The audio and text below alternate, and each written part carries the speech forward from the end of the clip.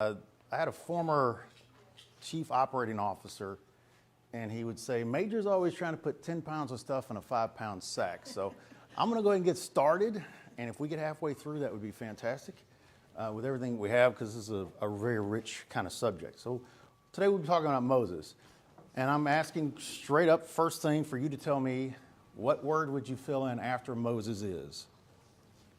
A leader. All right, he's a leader. What else? A man of God. He's a man of God. He was called meek. Meek. Patient. Sometimes. Yes. And? Worker of miracles. All right, a worker of miracles. Lawgiver. Lawgiver. One more. He loved his people, the Israelites. Okay. Interceding for them. Loved God's people. Say he's like us. Not perfect. Like us. Not perfect. Fantastic. He was one of the only people to be in the presence of God numerous times. So he met God face to face. So, man who met God. He's also a murderer. That sometimes doesn't make the top of our list. He's a hesitator. He's a guy who's trying to shun and not follow and get out of what God asked him to do. So I think he is, in some ways, a lot like us. So Moses cast this incredibly long shadow over the Old Testament and the New Testament. So of all the names used in the Bible, comes up the third most common. And as we look at the Old Testament, Moses accounts for 1/7 of the Old Testament, talking about who he is, what he does, how he leads. So 1/7 of the Old Testament devoted to Moses' discussion. So Moses' life has its ups and it has its downs. We would expect that we could learn a lot from Moses, a person who is a lawgiver, a worker of miracles, a meek, patient man of God, a leader, loving of God's people, and a man who met God face to face. And there are a tremendous amount of lessons that we can learn. But as Kyle Hand pointed out, those lessons are what to be, and in some cases, what not to be. So we're going to learn from both those sides of this discussion as we move forward. So you tell me, what was Moses' early life like? Privileged. So how did he end up in a privileged condition? Grew up in the palace. So he grew up in the palace. Started out in a basket. So he started off in this basket here, right? So why is he in this basket? Fear of death. All right, there's a death threat. So there's a death threat, and he gets miraculously saved here. And then he lives this life of pleasure because he's raised as someone that's part of the house of Pharaoh. Now, when he gets a little bit older, he starts to understand his people are oppressed. What kind of interaction does that lead to when he figures out his people are being oppressed? He kills one of the slave masters. So he sees the masters being rough on people. He goes out there and he kills one of those guys, hides the body, and then figures out, I need to get out of here. So he flees the scene. Now, we're going to look at a little bit that event. Is there a situation you think where you would see somebody treating me poorly and you would think, I'm going to go kill them. Sorry. She said, sorry. Like, I like you, but not that much, right? So this speaks to his zeal, but it also speaks to a problem. We're going to see a recurring problem around his anger, right? And how to handle anger in general. So he flees to Midian. He gets married, and he tends to the flock of his father-in-law. It's a time of peace. So how old is he at this time when he's in Midian and he's tending to this flock? All right, so he's 40 years old at this time, and he's been in the house of Pharaoh, murdered, fugitive, fleed, and now he's living the quiet life on the lamb and with the lambs out in Midian.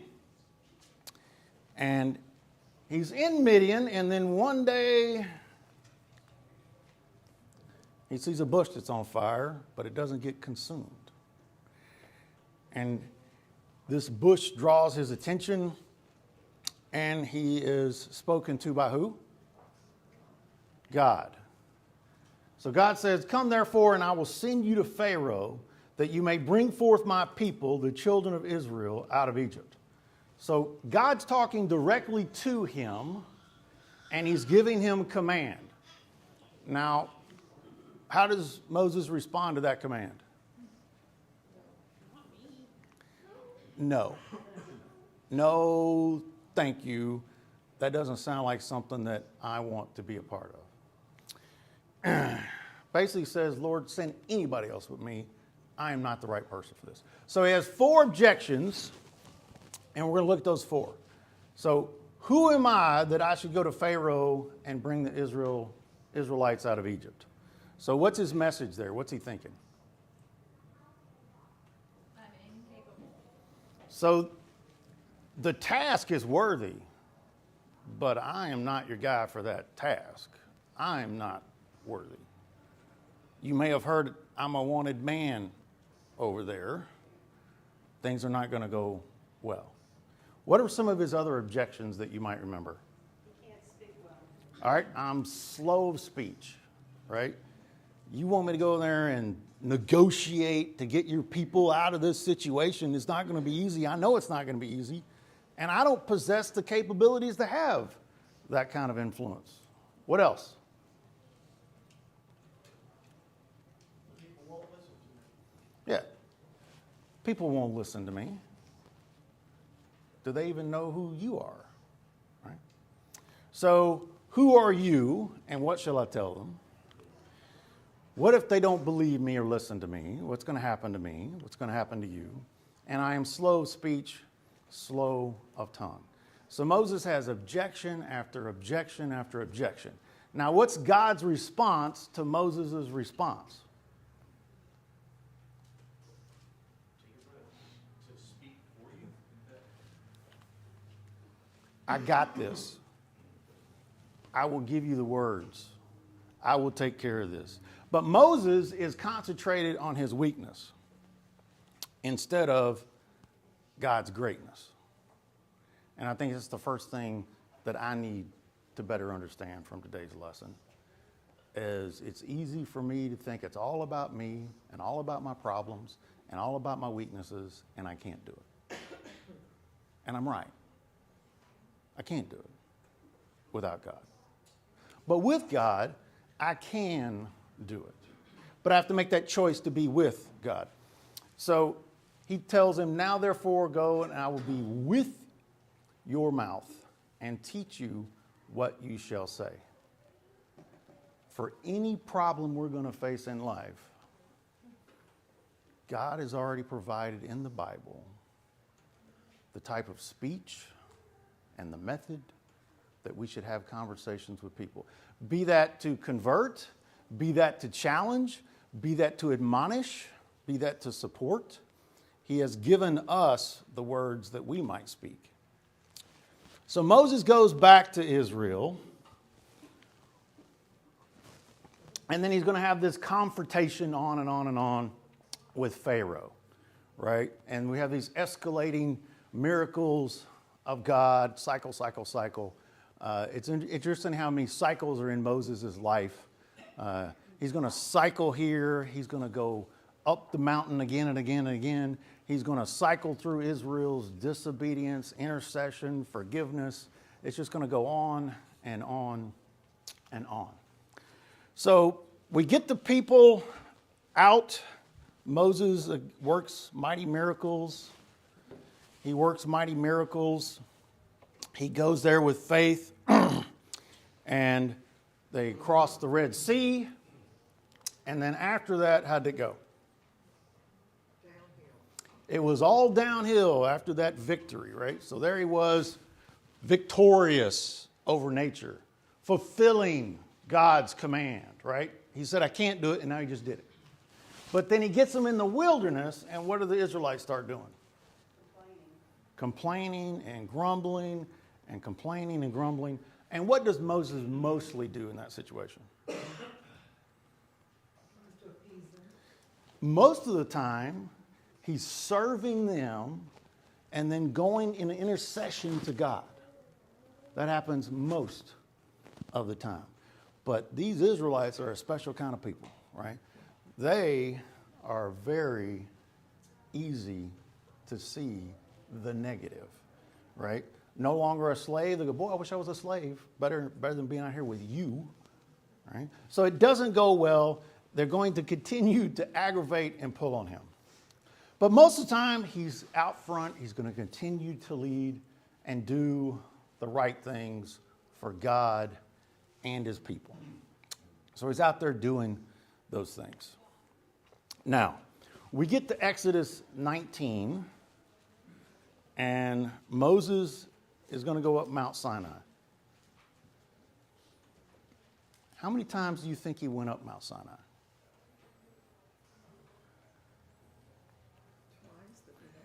At least twice. Some account maybe up till 8 times that he had to go up and down and up and down and up and down. So he goes up here, and he goes up there for what purpose? So God is up there, and he's going to get in his midst. So he went up alone at sometimes. He took Aaron at sometimes. Aaron and his son at sometimes. So he goes up there, and one of the times he's coming down with the tablets in Exodus 32, what does he find? So there's a golden calf and people dancing, right? So I've been up there climbing this mountain, being with God, and he comes down and sees this. What's his reaction? He doesn't get too happy about that. So he breaks the tablets. Now, if God handed you his personal message, and then you went out there and your family was sinning, what, would you just take the message and throw it away and break it? It shows his zeal, but also shows another problem with his anger. Because I can't see how God is at fault. I can't see why I would desecrate, why I would damage what God had given me. Now, was his anger correct? Did he express it correctly? What do you think? His anger is correct, but he didn't express it well. I am all on board with both those things. I think I'm out here trying to serve you and bring you closer to God, and I turn my back for 5 seconds, go up this hill, and what are you doing, right? And Well, I was just thinking that we do the same thing. We have God's word, but if something bad happens to one of our loved ones, a lot of people turn from God and get angry at him and discard the word and say, where is God? I don't trust God anymore. So we can lose faith in God and God's people. I got newsflash for every one of these saints who are sitting here. You're also a sinner. Yeah, so when we see Christ get angry, righteous indignation, he turns his anger on the problem, not to something that's not going to fix it. So he drives out the people who are doing the wrong instead of destroying the temple or whatever he did. So we call that anger coming out sideways, right? Is that, or people talk about, I had a rough day at work, I go home and kick the dog, right? Is that these things come out against people who really didn't have anything to do with it or know much about it. That's the way. That's not the right way to handle anger. But Jesus did give us a great example of righteous indignation. Now, his zeal is fantastic. I want to know somebody's a Christian. I want to know that they don't like sin. I want them to know that this is not the kind of movie I'm going to watch and they get up and leave. I want them to have action and do those things. Now, somebody read for us Exodus 34, 1 through 6.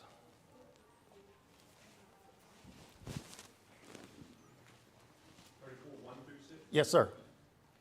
Now the Lord said to Moses, cut out for yourselves 2 stone tablets like the former ones, and I will write on the tablets the words that were on the former tablets, which you shattered. So be ready by morning, come up in the morning to Mount Sinai, and present yourself there to me on the top of the mountain. No man is to come up with you, nor let any man be seen anywhere on the mountain. Even the flocks and the herds may not graze in front of that mountain. So he cut out 2 stone tablets like the former ones, and Moses rose up early in the morning and went up to Mount Sinai, as the Lord has commanded him. And he took the 2 stone tablets in his hand. The Lord descended into the cloud and stood there with him as he called upon the name of the Lord. Then the Lord passed by in front of him and proclaimed, the Lord God, compassionate and gracious, slow to anger, and abounding in loving kindness and truth. Thank you.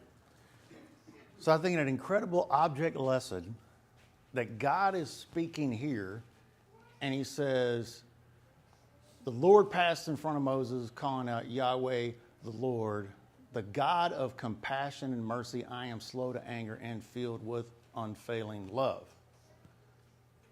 After Moses had just got angry and broke the tablets, he's like, all right, I'm going to make you some new tablets. And let me tell you why I'm going to do that. This is the way I would rather you act when things happen, is that you have compassion and mercy and you be filled with wanting to do the right things. So I think he's speaking to Moses. So Moses comes down the mountain and his face is glowing, right? Matter of fact, it's so bright they have to put on a veil over him, right? Like blinding him because he's been in the presence of God. So he comes back down, he delivers the 10 Commandments, he delivers the law. Now we're going to look at some acts of faith, some low faith, then we're going to concentrate on 3 events and why those 3 events are important to us. So Hebrews 11 is what? Chapter of? All right, Hebrews of faith. So Moses is going to be in there. And what's he in there for? Verse 24 through 26.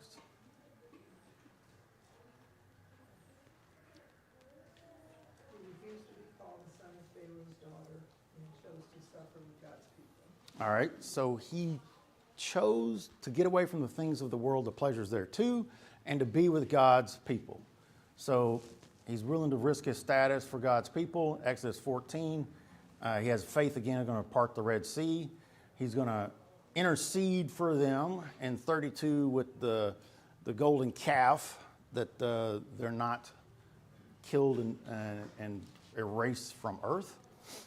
And 12, when they're murmuring and complaining, he will have faith to continue to serve. Now, if we go back and look in Exodus 2, self-directed justice. So this is the killing of the slave master. Vengeance belongs to who? the Lord.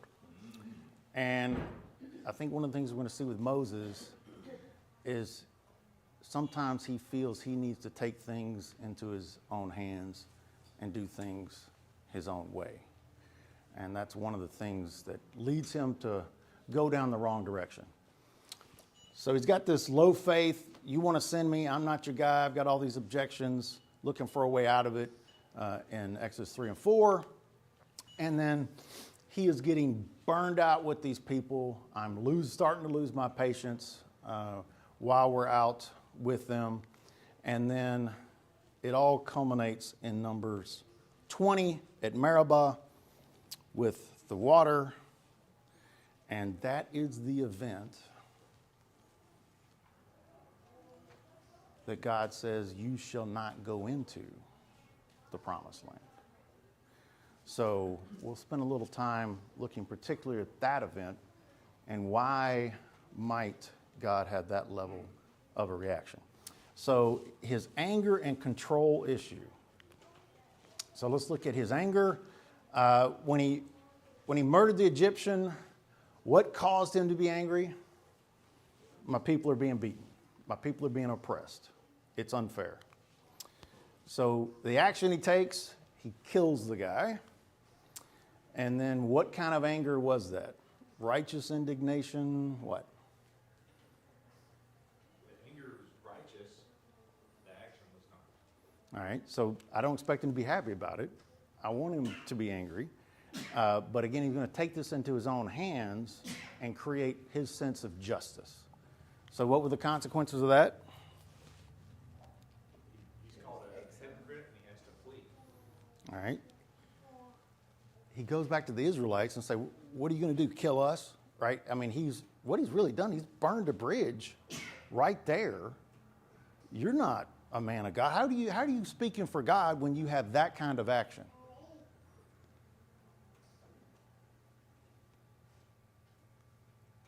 Has anyone ever looked at me and says, Charles, what right do you have to talk about God? Look at the way you live. Look at the way you react. It's hard for me to hear your message over the things that you do. Number 2, the golden calf. What was the cause of his anger? The sin of the Idolatry. How? It doesn't get worse. Why? How? Just confusion, right? His action, break the tablets.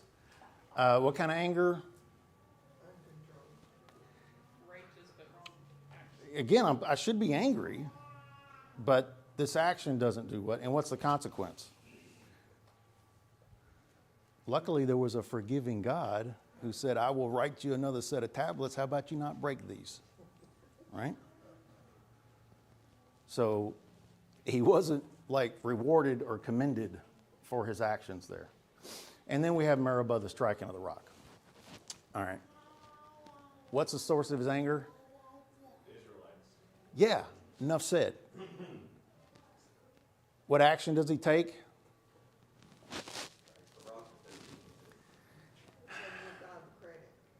There's numerous, and we'll get into those. But first, he goes to God.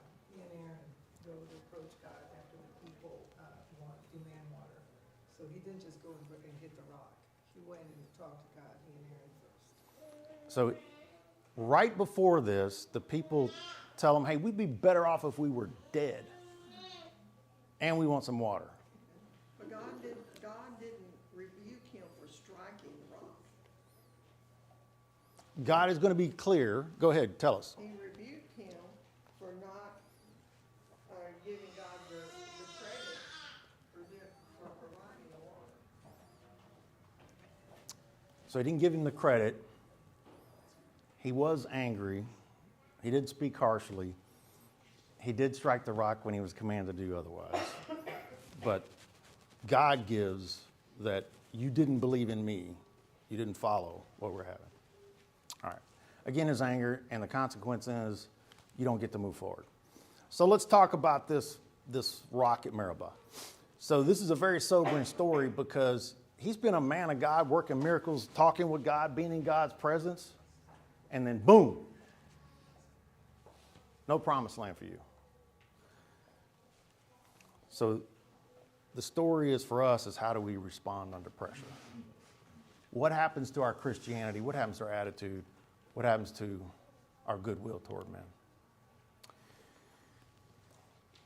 So what happened at Murrah above? We have people who are complaining, people are problem makers, and then I have this command of God that I don't fully fulfill, and I've got some control issues.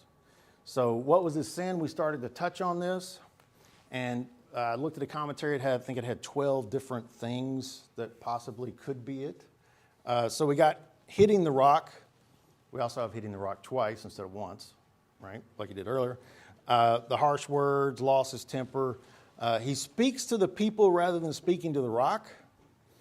And when he speaks to the people, he uses the word we instead of I.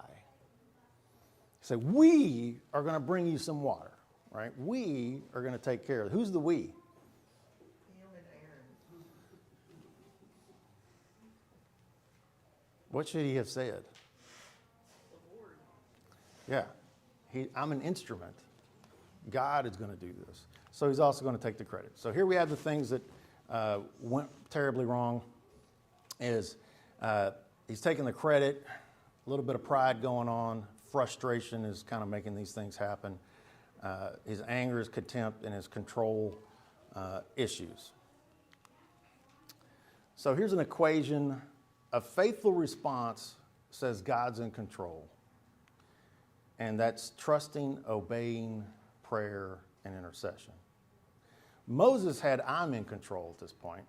We're going to make these things happen. And when you think that way, it leads to fear, frustration, anger, and disobedience.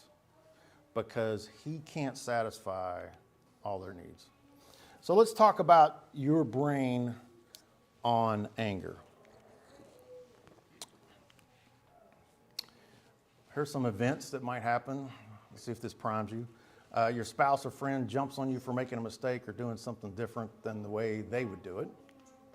Someone criticizes your thinking or decisions in front of others. Or if you're a teenager, your mom and dad call your name in public or make any comment about your appearance, attitude, or actions. So these are things that would just set a person kind of off. So what happens to you when you're angry? What happens to humans when they're angry? Your blood pressure goes up. What else happens? Lose control. You can lose control. Love it. What else happens? What? I'm going to become defensive in a combative way. Passive aggressive at the least. Super aggressive also. Response to that anger. But you're saying anger.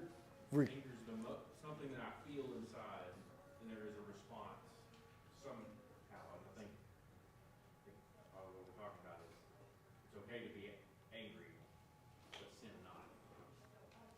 Yes. Your response matters. What does it do to the people around you?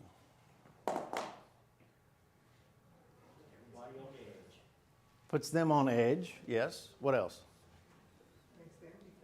Makes them defensive. Makes them Strike down. strike out also, right?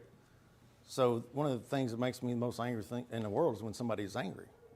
It makes me want to just respond. It's our human nature. You push, I'm going to push back, right, in some way. So you receive back what you're putting out, and we start a really bad kind of cycle. So your amygdala is about the size of a shelled peanut. And that's where all these chemicals are released in your brain that boost your short-term physical performance and destroy your short-term mental performance. You'll end up doing some things that aren't very good. So you can detect a threat and get angry in 20 milliseconds. It takes 300 milliseconds to form a thought. So you're angry and you don't even know why. You hadn't even figured that part out yet, right? That's less than the blink of an eye that you have this reaction and it's just released all this stuff into your body and you're ready, right? Let's get this thing going. So it releases this adrenaline, the fight or flight. So your blood pressure is going to go up, blood's in your muscles, your digestion goes to zero, and your ability to reason goes down to near zero. So here's a video. We got two monkeys. Their job is to give these rocks, and in response, they get some kind of treat.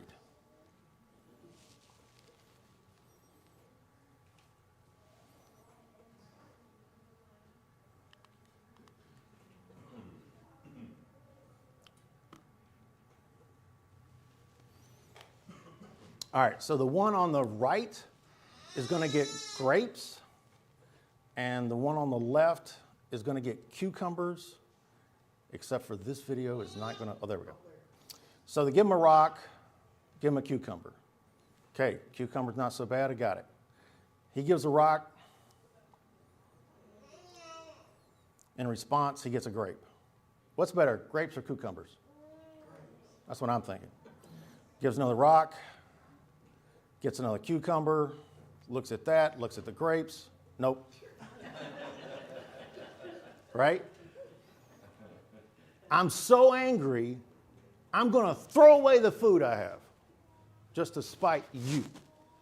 Right? Is that you will take actions that don't make any sense. So I love this quote here. Speak when you're angry and you'll make the best speech you'll ever regret. You can say some fantastically sharp things. Yes. And you'll never be able to live them down. So let's look at what the Bible has to say about anger and management in general. James here tells us, my dear brothers and sisters, you must be quick to listen, slow to speak, slow to get angry. Human anger does not produce the righteous God desires, right? The righteousness. So that's not going to get you where you want to be. And this we brought up that strife brings more strife. So a person of strife is going to create a lot more problems all around them. And then in Proverbs, a fool vents all his anger, but a wise man brings himself under control. So let's look at anger as it relates to some Bible verses and some processes. Now, we ran into this 3 or 4 times already, that we get it why Moses was angry, and we can get on board the fact that he probably should have been angry. Where he missed the boat was how to handle the anger and how to express it. And now this is true that God is also angry. And it is, I think, a little bit of hubris for me to think, I'm going to be like Jesus. Jesus was angry. I'm going to be angry like Jesus. Because Jesus did it perfectly. But if we look at what's going on in your brain, you might think you did it perfectly, but you did not. Right? You might think you were being righteous, but you were not. So we are all wired to be the hero of our own story, and we rewrite history to make ourselves less culpable. So the wrath of man leads to folly, as we talked about, and it often results in sin because it's super hard to do this correctly. You're better off trying to avoid it than try to do it well. There's more downside than there is upside in the process. So when the heat is turned up, when you're under pressure, this was one of your questions I sent out. What are some methods you use to not blow up, not overheat, not boil? What are some things that you do or might do? Sir?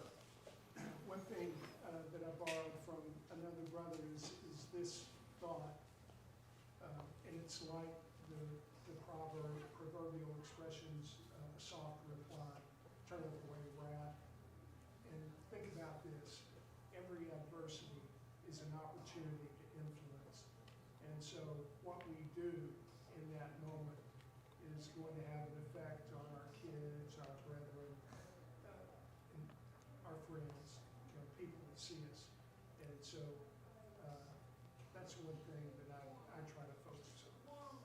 Take the long-term view. Yes. What else? I was reading an article about, a lot of times, a lot of us get angry when we're driving. And a lot of it has to do, not only when driving, but anytime we get angry, a lot of it has to do with our ego. And so one of the things was check your ego. In other words, when you're gonna drive, do not say, hey, I was first, or I should have done it, you shouldn't have cut in front of me, or now I'm gonna retaliate. I mean, some people got killed over a parking space, and so it's about us, and so we need to think about the other guy instead and say, look, I'm gonna stop, I've got my family, or whatever, who's gonna be impacted. I drive all the way across Dallas every day. There's a lot of opportunities to get angry.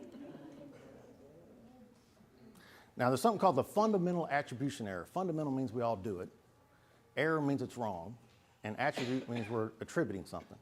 When I see you do something, I attribute it to you having a bad character instead of a bad day. So if I'm in traffic and I see somebody kind of cut in there, I'm like, you lazy, no good, right? If I would shoot your tires out, right? But if I'm late for a meeting, and I'm like, oh, that's my exit. Sorry. I know what I'm thinking. And I know that's a rare occurrence, and I know it was a mistake. But we typically attribute somebody's actions to low moral fiber, right, in those cases. So I usually take a deep breath because I literally can't think in the moment. Like I'm about to, if anything comes out of my mouth, it's very bad. Breath work, very good. So to calm yourself down, one technique is the double intake, and then hit it again, and then slow release, about twice as long as you took it in. That naturally is going to diffuse a lot of things in your brain. I feel like an Mack truck, so I don't do so good at stopping at the stop sign. I'm usually fully past it. I've already done something, and then I recognize it, but quickly returning and going, hey, I'm sorry, we crossed the line. That's not good. I didn't do a good example. We're not going to continue to speak like this. Let's reset here. I've already crossed that line, but let's pull back. So still something to work on for me. A great start. If you don't start, you'll never repair. So I think that's fantastic. So let's look at a couple. One's Hanlon's razor and how to think. So never attribute to malice, like how could these stupid, no good people, never attribute to malice that which could adequately be explained by stupidity. And I like the word ignorance better. When this person cut you off, it wasn't aimed at you, right? And they might not even know that you interpreted it that way. We get angry so many times thinking somebody has something personal against us, and they don't even know we exist, right? That's because we think we're the main character, and we think, hey, this is all about me. So one way to put this into action is like, they misunderstood me. I'm thinking they don't like me. Instead of them being tired, I'm saying they're a jerk. Instead of them being hungry, I'm saying, right, is that there are things going on with people that we don't think about. So this assuming positive intent, this is a great one. I used to have a guy I knew was going to be a problem every single time I went into his office. But when I went in there saying this is going to be a good interaction because we both want the same thing, he just wants to go about it differently, that would change the whole demeanor. Because you judge in less than 1/10 of a second, is this a friend or a foe in front of me? And if I walk in expecting problems, I've already set the tone that I'm going to have problems. So positive intent is good. Breathing, so hit the pause button. And I know people who will actually do this. I'm going to hit pause right now, and let me think about this. Right? Put something in your mouth. And mouth and something in your mouth and sugar, both those things have been shown to be useful. Counting to 10, right? That works. Taking the deep breath. And then if you've got a chance, sleep on it. Your brain rewires itself at night when you're asleep. And all this cloudiness that went in there because of your adrenaline release will be gone. And If you made that speech yesterday, you're going to wake up saying, I need to back this truck up because I just ran over some people. If you don't have that conversation until after you sleep, you're more likely to get up and do the right thing. And then pray and go into God's Word. Proverbs, Psalm, James, right? There are so many things we can get into that are very useful for us. So this managing this anger, when you're angry, admit it, right? That will help because you're recognizing you're angry. It might help calm you down because you're afraid you might do something that has long-term impact. I recognize I'm angry. I'm letting you know I'm angry. So maybe you be a little more forgiving, a little more understanding, and help me move forward. You need to analyze why we're angry. Why is this? Is this coming from myself, or is this a righteous indignation? What's the origin of this thing? And then determining to be slow to anger. Like, I see what you just did. I could get angry about that, and I might. But let me think a little more deeply first. So that's taking the time up front. And then restraining your words in general. So be slow to anger. Don't let it control you. Understand where the control mechanism is coming from. Bring it to God. And then control the response that you have. So hold back the reins a little bit when having that conversation. So let's look at our applications very quickly. What are 2 ingredients in Moses' victories? What are 2 things that he was thinking or doing? What are 2 ingredients to why Moses was successful so much of the time? Trusting God. Trust in God, okay. And obedience, absolutely. Righteous anger. He understood what God wanted.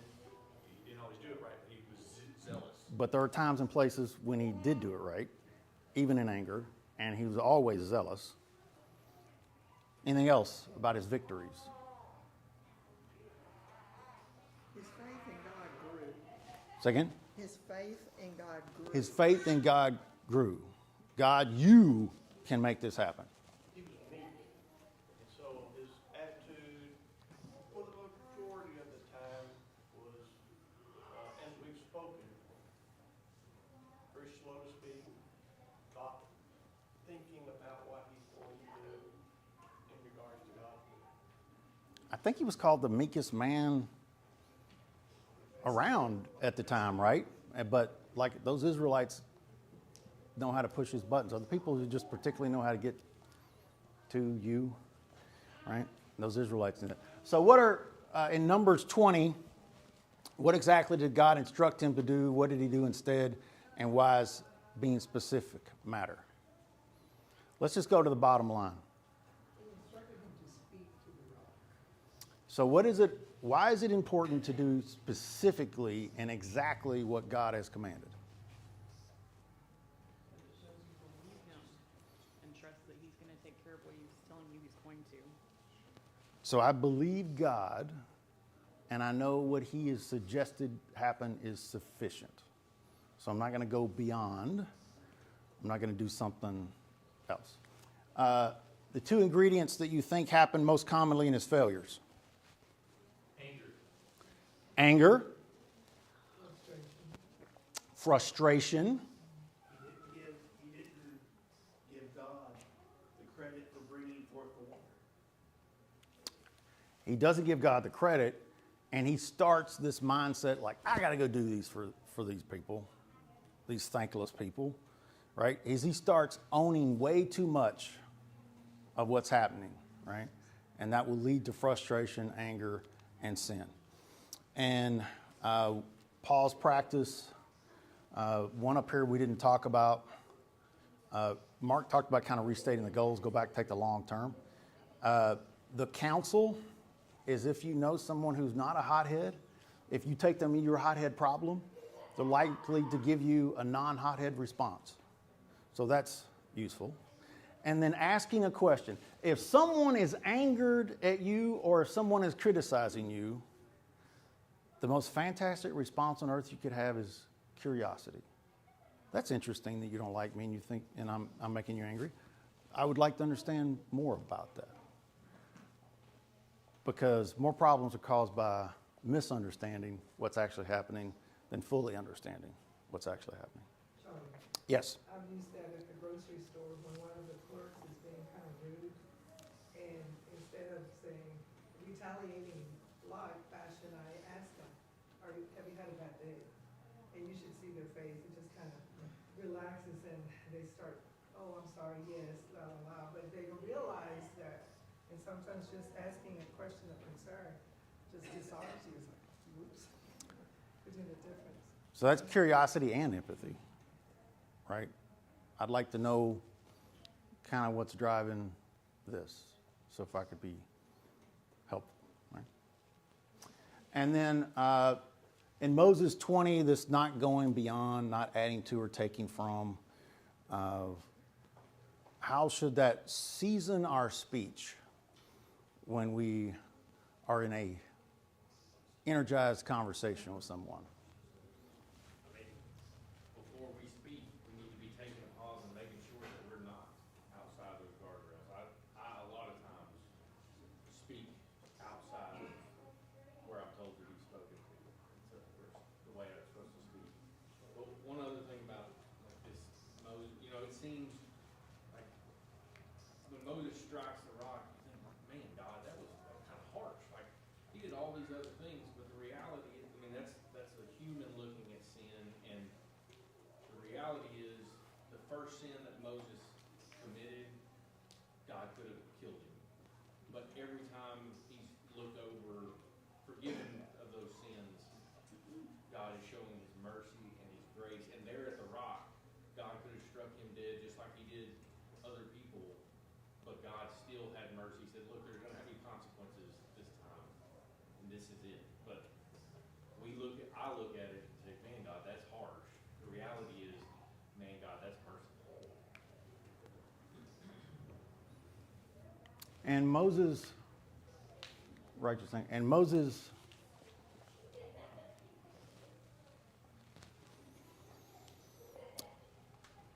is like me, and he's like us, in that I fully know God's in charge.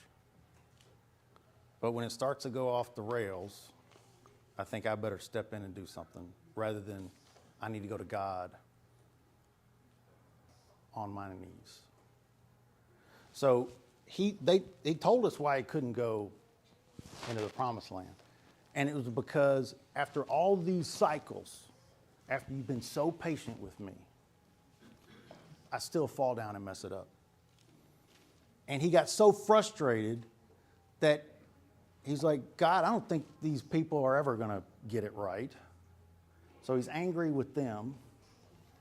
And it's because he lost faith in God to bring his people back around in that cycle. It's like, God, they're not worthy, don't even do it.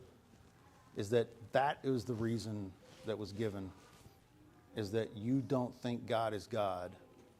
You don't think God can do what he says he's going to do. And if there's anything in this world that we have to have, it's faith if we seek to please God and be a Christian. And we will be challenged. Thank you for your time.